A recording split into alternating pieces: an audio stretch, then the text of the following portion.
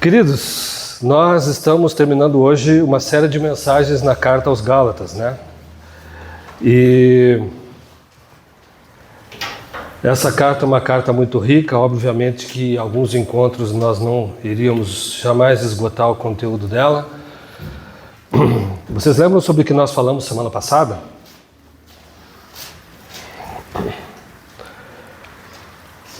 Quem estava presente no culto, o que é que nós falamos semana passada? Eu já esqueci. Hã? Falamos sobre as obras da carne. E hoje nós vamos falar sobre o Espírito Santo. E vamos ler o texto então de Gálatas, capítulo 5, a partir do verso 16.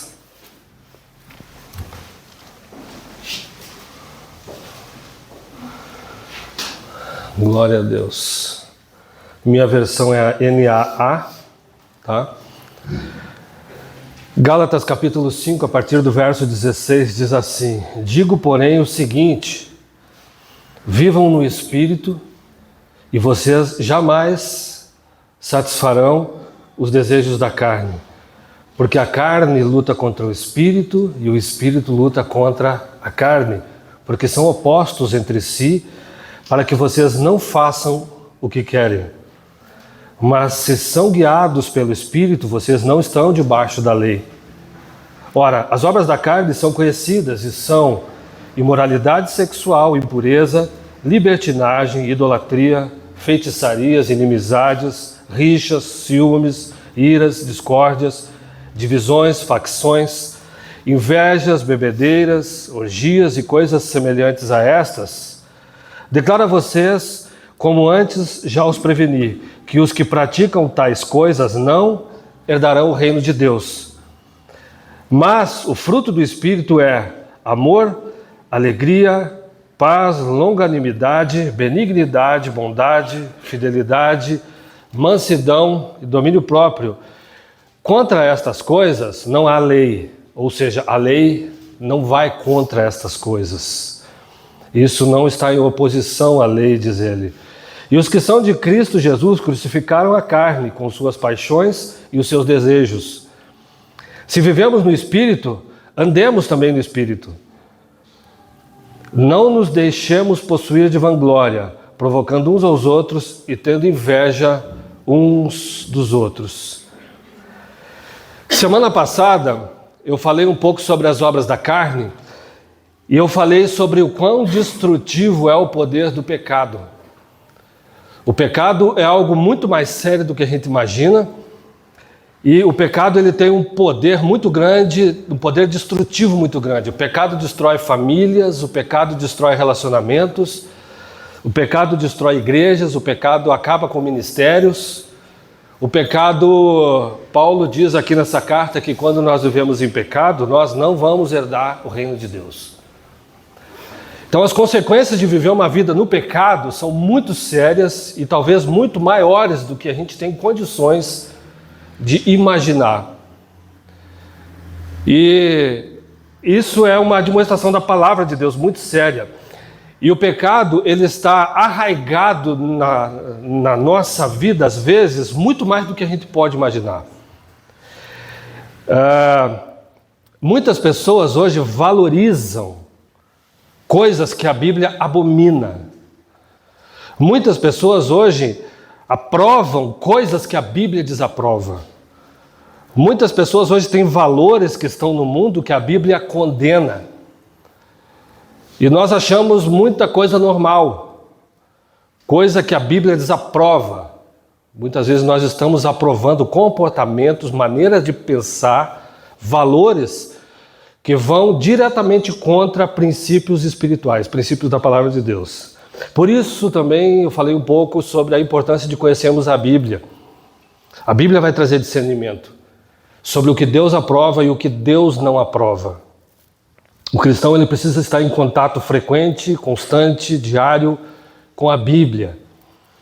Eu lembro de uma vez ter visto uma missionária falando, pregando, sobre um passarinho que Jesus tinha ressuscitado no livro de Mateus. Impressionante.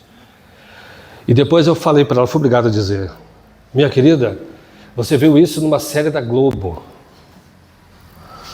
Você viu isso numa série da Globo que passava na época. Então, como que nós vivemos numa geração fraca de Bíblia, gente? De gente que não lê a Bíblia, de gente sem discernimento. Eu quero hoje falar um pouco o que Paulo vai falar aqui agora sobre a vida no Espírito. E eu quero falar um pouco sobre uma vida no Espírito Santo, guiada, conduzida pelo Espírito Santo. Paulo vai mencionar aqui que o Espírito, assim como a carne, a nossa natureza humana vai produzir obras de pecado, por causa da nossa inclinação para o pecado, Paulo vai dizer também que o Espírito vai produzir fruto na minha vida e na sua vida. Eu não vou entrar em detalhes sobre cada um deles, tá? Mas o apóstolo Paulo vai falar, o primeiro deles ele fala sobre o amor, que é o fundamento da vida cristã. Jesus falou que os seus discípulos seriam conhecidos pelo amor, por terem amor uns pelos outros. E por isso Paulo coloca isso em primeiro lugar. Ele está falando de um amor que não coloca em primeiro lugar os nossos interesses. De um amor que coloca em primeiro lugar os interesses do outro, o amor genuíno, o amor de Deus.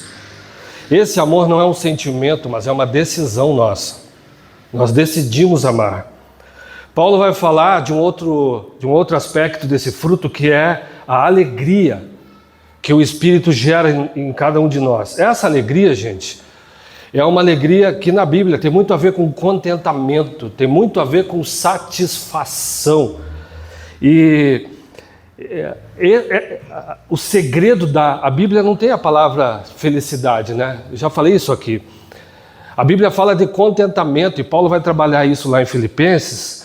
E o contentamento, essa satisfação, essa alegria produzida pelo Espírito Santo é um antídoto contra a murmuração, né? Então essa alegria, esse contentamento produzido pelo Espírito na minha vida, na sua vida, Paulo vai dizer, eu aprendi a andar contente em toda e qualquer situação. Eu sei passar necessidade, eu sei ter fartura. Ele se adaptou. E uma pessoa assim, ela consegue enxergar coisas boas, mesmo em momentos em que as coisas não estão muito boas, tá? Mas é um antídoto contra a murmuração. Você conhece algum crente murmurador que murmura, que reclama de tudo, que nada está bom? Então a alegria do Espírito é um antídoto contra isso, tá? Paulo vai falar também de paz, tá? E tem a ver com a quietude de um coração que descansa em Deus, tá? A paz de Deus, quando toca no nosso coração, Paulo vai mencionar isso em Filipenses também, que a paz de Deus guardará o coração e a mente de vocês. Ali é um termo militar. A paz de Deus, uma pessoa que está cheia do Espírito Santo, vai ter o seu coração e a sua mente guardados em paz, tá? É uma paz que permanece estável, que te mantém estável em situações de tensão. Essa é a paz de Deus. Vocês percebem Jesus quando manteve equilíbrio diante de Pilatos, Jesus quando manteve equilíbrio diante dos seus acusadores? A paz de Deus que nos mantém estáveis em situações de tensão. Paulo também vai mencionar aqui a paciência, uma palavra do grego chamada macrotomia, que é a capacidade de não perder a cabeça também em situações de tensão. Paciência não é aquele songamonga paciente que aguenta tudo. Não é disso que a Bíblia está falando, tá? Mas é aquela capacidade de não perder também a cabeça em situações de tensão. Amabilidade. Amabilidade aqui tem a ver também com a capacidade de conviver com pessoas difíceis. Quem de nós convive com pessoas difíceis? Ou quando nós não somos as pessoas difíceis, né? Que os outros têm que conviver. Mas a amabilidade aqui é essa capacidade, você ser amável e conseguir conviver com pessoas difíceis. Paulo fala de bondade, também um aspecto desse fruto, tá? Que tem a ver com compaixão, tem a ver com empatia, tem a ver com se colocar no lugar do outro, praticar o bem. Ele vai mencionar a palavra fidelidade, pode ser traduzida também como lealdade, mas a fidelidade ela tem a ver com uma pessoa que se torna confiável. Fidelidade tem a ver com se tornar confiável. Sabe aquele irmão que você conta um segredo e aquele amigo que você conta um segredo e aquele amigo tem um amigo e aquele amigo também tem um amigo? Então, fidelidade tem a ver com nos tornarmos confiáveis. Pessoas que podem confiar na tua palavra, naquilo que você diz, no seu caráter. O Espírito Santo produz em nós essa fidelidade e essa lealdade. Mansidão, ser manso às vezes parece ser também um songamonga, não parece? Aquele que aguenta tudo, manso, quietinho, mas não é muito essa ideia. A ideia da mansidão aqui é a ideia de uma pessoa que escolhe não ferir o outro, que escolhe não ferir as pessoas e também não retribui o mal com o mal. Ela não age de acordo com o mal que lhe fazem. E para terminar, Paulo vai falar sobre um dos mais difíceis talvez, né? Não sei, cada um tem a sua área, né? O domínio próprio. Tem uns que falam de demônio próprio, né? Mas Paulo fala de domínio próprio aqui. E não tem a ver com não se irritar. Não tem a ver com não ficar irado, não é isso. Mas é uma pessoa que sabe se controlar diante de uma situação desafiadora. Uma pessoa que sabe controlar a sua língua, não ficar murmurando, não ficar amaldiçoando os outros. Eu dei uma passada rápida aqui para a gente não perder um pouco a ideia do texto, mas Paulo ele vai citar algumas coisas muito interessantes nesse texto que eu fiquei bastante tempo pensando, refletindo em relação ao Espírito Santo. E eu quero falar isso sobre uma vida no Espírito. Tudo isso aqui, gente, olha o que ele vai dizer no decorrer do texto, de vivermos no Espírito, de sermos guiados pelo Espírito, de termos um fruto em nós que é produzido pelo Espírito, de sermos controlados pelo Espírito. O que Paulo está falando aqui é algo que talvez muitos de nós precisamos investir, que é num relacionamento com o Espírito Santo. É algo que nós precisamos investir muito no dia a dia, porque às vezes a gente passa batido e nem lembra que existe o Espírito Santo. E uma coisa que eu tenho refletido é o seguinte: se o Espírito Santo fosse tirado da vida de muitos crentes, eles nem perceberiam. Porque vivem uma vida distante, sem comunhão e alheia ao Espírito Santo. E em muitos casos, se o Espírito fosse tirado, algumas pessoas nem perceberiam que o Espírito foi tirado da sua vida, porque não há comunhão, não há obediência, uma vida às vezes completamente à parte dessa pessoa da Trindade. O Espírito Santo, ele não é uma força, né? A gente sempre fala isso, não é uma energia, ele é uma pessoa. E uma coisa que a Bíblia mostra é que o Espírito Santo, tem um texto de Paulo que fala que ele tem ciúmes, ele tem zelo. E a Bíblia nos ensina que o Espírito Santo, ele quer muito, gente, ter um relacionamento conosco, comigo, com você. O Espírito Santo, ele quer muito fazer parte da minha vida e da sua vida.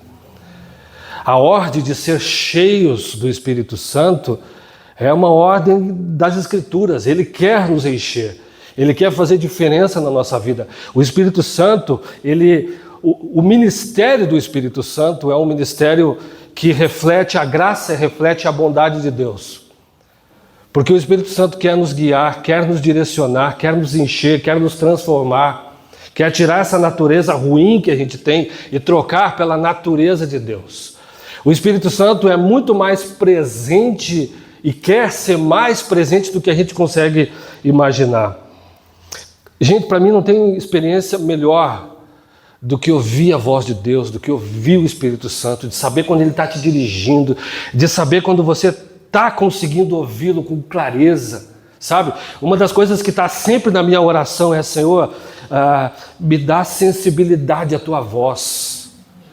Me ajuda, Senhor, eu oro isso muito e oro direto, Senhor, me ajuda a ser sensível ao Senhor, me ajuda a ser sensível e entender para onde o vento está soprando, o que é que o Senhor está pedindo, o que é que o Senhor quer que eu faça para plantar essa igreja aqui. Eu lembro que abril do ano passado, eu tive um sonho, E nesse sonho Deus falava comigo, eu nem tinha sido convidado ainda, nem tinha comunicado a minha saída da outra igreja, e Deus mostrou num sonho que nós estaríamos plantando uma igreja em Santa Felicidade.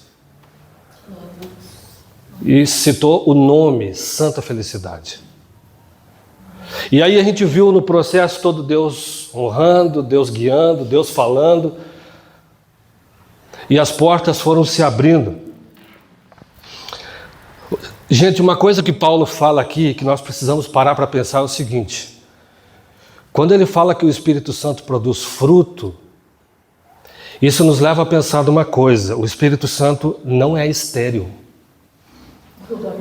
O ministério do Espírito Santo não é um ministério estéril. Esterilidade na Bíblia, gente, é uma maldição. E se o Espírito Santo não é estéril, o crente também não pode ser estéril. O crente tem que ter discernimento para não viver uma vida espiritualmente estéril. Esse é um dos perigos que nós vivemos, de achar que o Espírito Santo está lá como um quadro da nossa vida para decorar, mas ele não tem efeito nenhum, ele não mexe na nossa vida, ele não influencia as nossas escolhas, ele não influencia a nossa forma de pensar, ele não influencia as nossas decisões, ele está lá como algo decorativo, e ele se torna em alguém estéril na vida do crente. Tem um livro de um autor chamado Francis Chan, que ele fala, né, o nome do livro é O Deus Esquecido, falando sobre o Espírito Santo, o Deus esquecido, revertendo a nossa trágica negligência para com o Espírito Santo. E ele diz, o Deus do universo vive dentro de nós.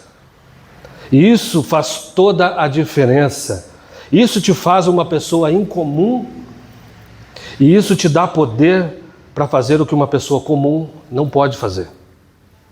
Essa é a força. Gente, se a gente parar para pensar, os profetas e os homens de Deus do Antigo Testamento ansiavam pelo dia do derramamento do Espírito, pela época do derramamento do Espírito. Quando nós olhamos para o Antigo Testamento, a gente vê apenas reis, sacerdotes e profetas sendo ungidos e recebendo o Espírito. Mas há uma profecia em Joel dizendo que o Espírito Santo seria derramado a toda a carne, sobre jovens, crianças, velhos, indistintamente. E nós estamos vivendo nesses dias desse derramamento do Espírito. E nós temos a oportunidade, não só a oportunidade, como a ordem de sermos cheios do Espírito Santo. Gente, o Espírito Santo te dá dons, o Espírito Santo te capacita, o Espírito Santo te guia. E isso é a vida abundante que Jesus promete em João 10:10. E nós não podemos nos contentar com uma vida miserável sem ser guiada pelo Espírito Santo, uma vida guiada pela nossa natureza humana. Não tem como, gente. Uma vida guiada pela nossa inteligência, pela nossa sabedoria, pelo nosso raciocínio. A gente precisa de vez em quando desligar a chavinha lá e ficar muito antenado naquilo que Deus tem para as nossas vidas. O Espírito Santo não é estéril. Quando a gente vê aqui que ele produz fruto, é porque o ministério dele não é estéril. Ele quer gerar algo na sua vida. João 15:5 diz, boca de Jesus: eu sou a videira e vós os ramos.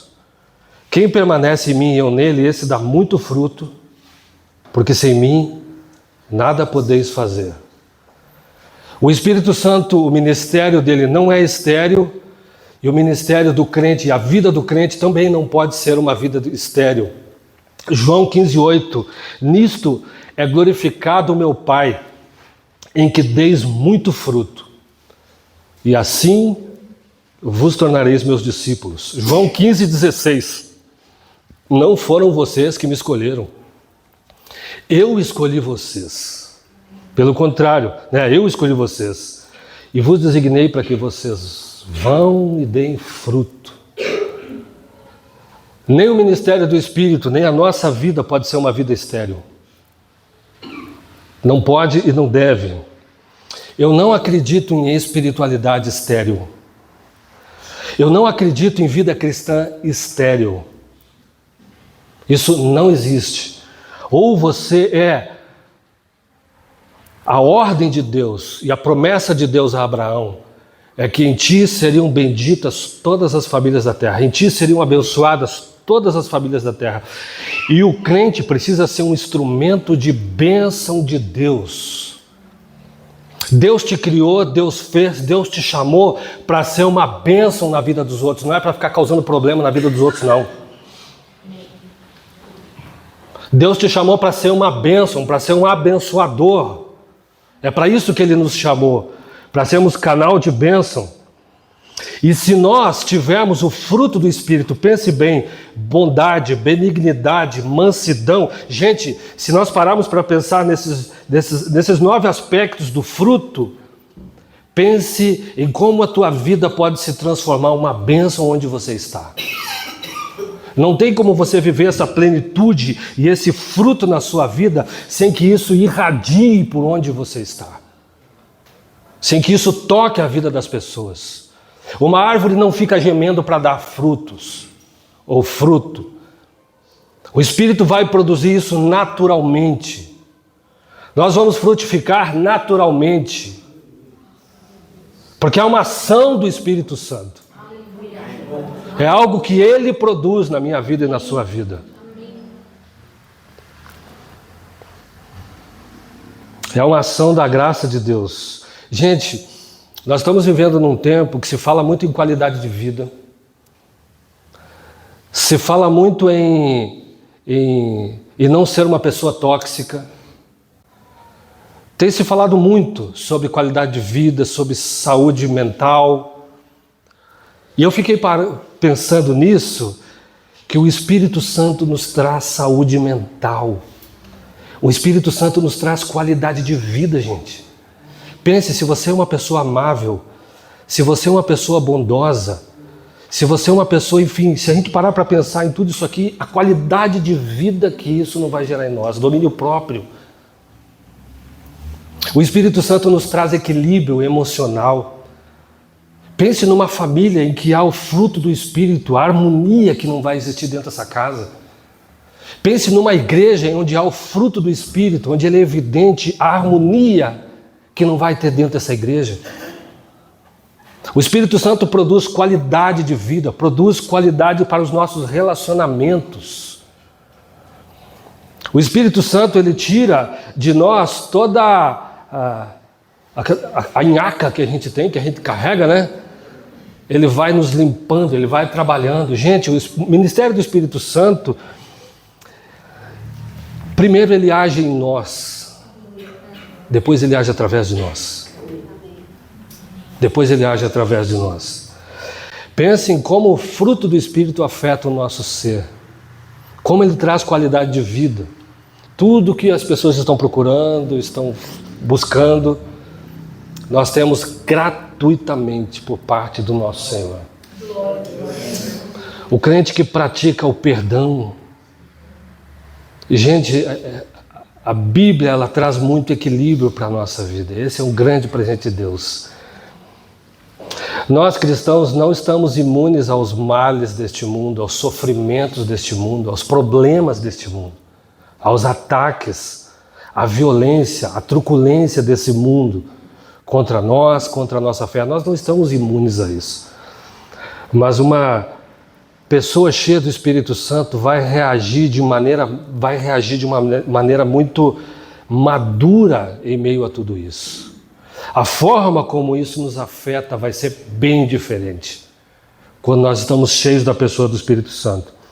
Tem uma palavra que há um bom tempo tem sido usada, que é a palavra resiliência. Uma palavra retirada da física, né? Que significa a capacidade do indivíduo em lidar com situações adversas, superar pressões, obstáculos, problemas. Enfim, o Espírito Santo ele vai produzir resiliência no coração do crente. Ele vai te capacitar a passar por momentos de tensão. E não é à toa que Jesus fala, né, que no mundo nós teríamos aflições. E aflições ali é ser esmagado, né? Se você não for esmagado, espere que é uma questão de tempo, mas, né? mas tenham bom ânimo. É Jesus que está dizendo. Não sou eu, não estou profetizando nada na vida de ninguém aqui. Tá? No mundo vocês vão passar por aflições, mas tenham bom ânimo. O Espírito Santo está com você, ele produz resiliência. Ele produz essa capacidade de passarmos por esses momentos de tensão e sairmos vitoriosos do outro lado. Pense bem no que Paulo está falando aqui, ó. Verso 25. Se vivemos no Espírito, andemos no Espírito, ou seja, vamos ser coerentes, gente. Se a gente diz que vive no Espírito, se nós afirmamos ter o Espírito Santo, então vamos andar pelo Espírito Santo. A palavra andar aqui, o termo grego, é a palavra de alguém que é tomado pela mão e é conduzido. Essa palavra, ela dá a ideia de alguém que é conduzido pela mão. Andemos no Espírito, ou seja, deixa o Espírito Santo conduzir a tua vida. Se você diz que é cristão, se você afirma ser um cristão, uma cristã, ter o Espírito Santo, é o que ele está dizendo, então viva coerente, viva com coerência. Tenha coerência, porque, gente, a vida de muitos pastores, de muitos obreiros, de muitos crentes é uma vida incoerente. Eu me escandalizo vendo tanto pastor dando mau testemunho, brigando, xingando uns aos outros na internet, gente. Uma tragédia isso. Cristão falando mal, brigando, dizendo besteirada uns para os outros. Se você afirma ter o Espírito Santo, afirma ser um cristão, viva com coerência. Seja coerente com aquilo que você professa, é o que Paulo está dizendo. Ninguém é perfeito, nós damos as nossas vaciladas. E a Bíblia nunca cobrou isso de nenhum de nós. E eu quero concluir perguntando, se o Espírito Santo fosse tirado da minha vida hoje, faria alguma diferença isso? Faria diferença? Que diferença ele tem feito na minha vida e na sua vida? Nós estamos vivendo uma vida coerente com aquilo que a gente professa?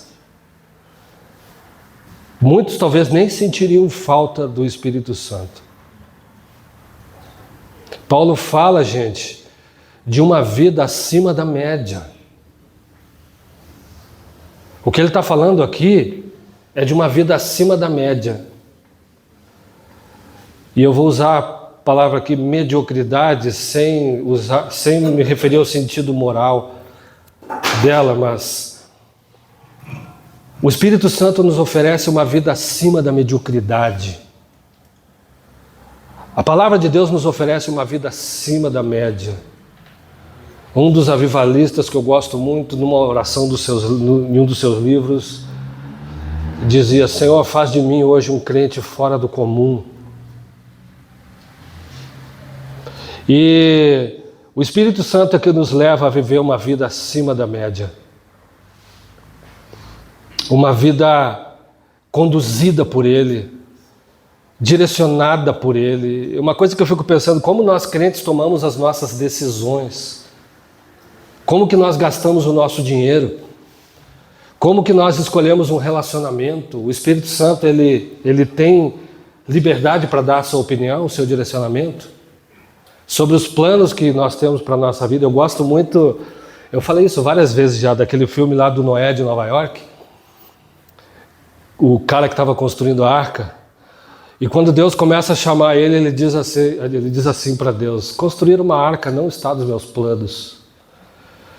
E Deus começa a rir, na pessoa do Morgan Freeman ali, começa a rir, começa a dar risada dos teus planos. Começa a dar risada dos teus planos, sabe? Tirando uma onda dele, que teus planos o quê, sabe? Era plano de Deus para ele construir uma arca. Vamos ficar de pé, gente?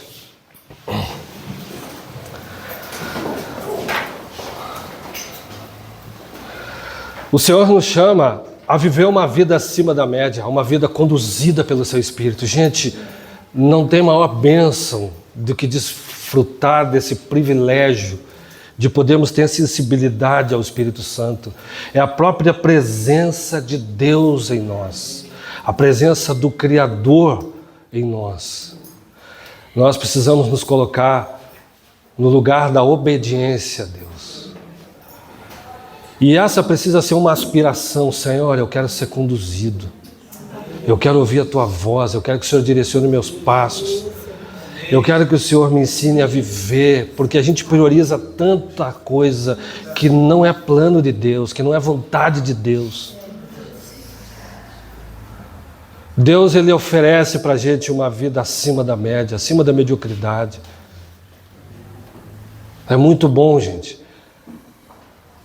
O dia que nós pegamos a chave desse imóvel aqui, bem no dia que nós pegamos a chave, eu fui convocado para uma ligação telefônica e foi que Deus começou a derramar da provisão dele, que a gente pôde comprar e fazer tudo, e cada dia vendo o Senhor derramando, porque a gente se colocou no lugar de obediência. E Ele vai fazendo. Não se contente com uma vida estéril. Não se contente com uma vida sem fruto. Não se contente em permitir que o Espírito Santo fique estéril na sua vida. Em que você, sabe, ao invés de produzir o fruto do Espírito, ao invés de ter na sua vida o fruto do Espírito, você tenha o fruto da carne, a obra da carne, o pecado. Saia daqui nessa semana com a disposição de orar e dizer: Senhor, eu quero ser conduzido pelo Senhor em tudo. Eu quero aprender a ouvir a Tua voz. Eu quero saber quando o Senhor está falando comigo. Quando é o Senhor, eu quero saber quando o vento sopra. Para onde o vento sopra. Eu garanto radicalmente que a tua vida vai mudar, vai ser transformada.